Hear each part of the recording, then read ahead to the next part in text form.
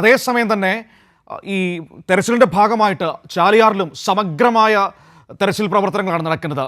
മുങ്ങൽ വിദഗ്ധരുണ്ട്, ഒപ്പം തന്നെ ഡ്രോൺ സംവിധാനങ്ങളുണ്ട്. നാട്ടുകാരുടെയും ഒപ്പം തന്നെ ഈ ഫയർഫോഴ്സിൻ്റെയും സൈനികരുടെയൊക്കെ നേതൃത്വത്തിൽ വിശദമായ തെരച്ചിൽ നടക്കുന്നു. ചങ്ങാടത്തിലൂടെ മറുകരയിൽ നിന്ന് മൃതദേഹങ്ങൾ എത്തിക്കുന്ന ദൃശ്യങ്ങളൊക്കെ പുറത്തു വരുന്നത് നമ്മൾ നേരത്തെ കണ്ടതാണ്. സ്വാലിഹ് കൂടി നമ്മളോടൊപ്പം ചേരുകയാണ്. സ്വാലി, ഈ ചാലിയാർ പുഴയിൽ വ്യാപകമായ തെരച്ചിൽ, അതിന് ഡ്രോൺ സംവിധാനങ്ങളും മനുഷ്യ സംവിധാനങ്ങളും ഒക്കെ ഉപയോഗിച്ചുകൊണ്ടുള്ള തെരച്ചിലുകളാണ് നടത്തുന്നത്. പ്രത്യേകിച്ചും ഈ പുഴയുടെ തീരപ്രദേശങ്ങളിൽ മൃതദേഹങ്ങൾ എവിടെയെങ്കിലും തങ്ങിയിരിക്കുന്നുണ്ടോ എന്നതറിയാൻ അടക്കമുള്ള തെരച്ചിൽ ഇന്നുണ്ട് എന്നാണ് അറിയാൻ പറ്റുന്നത്. വളരെ വിശദമായ തെരച്ചിൽ, സൂക്ഷ്മമായ തെരച്ചിൽ തന്നെയാണ് വനമേഖലയിൽ, നിലമ്പൂർ വനമേഖലയിലും ചാലിയാറിന്റെ തീരങ്ങളിലുമെല്ലാം നടത്തുന്നത്. ചാലിയാർ, വാണിയമ്പുഴ, മുണ്ടേരി ഭാഗങ്ങളിൽ 3 സംഘങ്ങളായി തെരച്ചിൽ പുരോഗമിക്കുകയാണ്. സൈന്യത്തിന്റെ സഹായമുണ്ട്, ഡ്രോണിന്റെയൊക്കെ അത്യാധുനിക സാങ്കേതിക വിദ്യകളുടെ സഹായത്തോടെയുള്ള തെരച്ചിലാണ് നടത്തുന്നത്. ചാലിയാറിൽ പ്രത്യേകിച്ച് ആ പ്രദേശത്തുള്ളവരുടെ കൂടെ സഹായം സ്വീകരിക്കുന്നുണ്ട്. ചങ്ങാടങ്ങളിലാക്കിയാണ് മൃതദേഹങ്ങൾ കരക്കെത്തിക്കുന്നത്.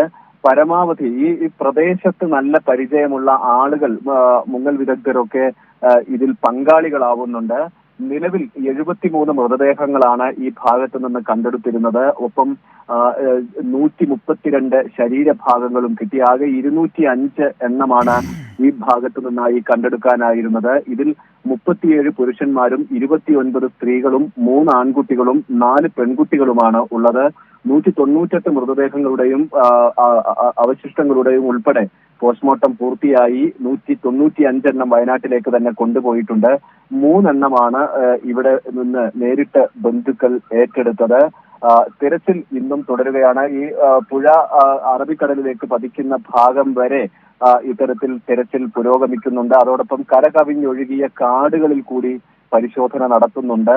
സൂചിപ്പാറ വാട്ടർഫാൾസിന്റെ സമീപത്തെല്ലാം തിരച്ചിൽ ഇന്നും തുടരും. മനു, ശരി.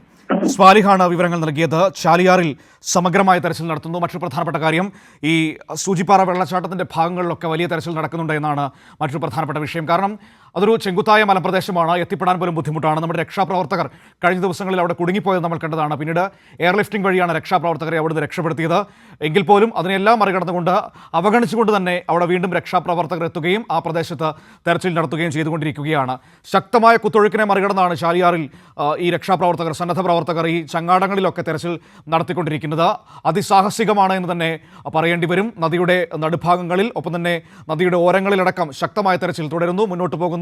മഴ പെയ്യുന്നത് കൊണ്ട് തന്നെ ശക്തമായ കുത്തൊഴുക്കുണ്ട്, അതിശക്തമായ അടിയൊഴുക്കും ആ പ്രദേശത്തുണ്ടായി എന്നാണ് പറയുന്നത്. പക്ഷേ അതിനെയൊക്കെ അവഗണിച്ചുകൊണ്ട് എല്ലാവരും ഒരുമിച്ച് നിന്നുകൊണ്ട് തെരച്ചിൽ നടത്തുന്നതാണ് ഇപ്പോൾ നമുക്ക് ആ ദൃശ്യങ്ങളിൽ കാണാൻ വേണ്ടി കഴിയുന്നത്.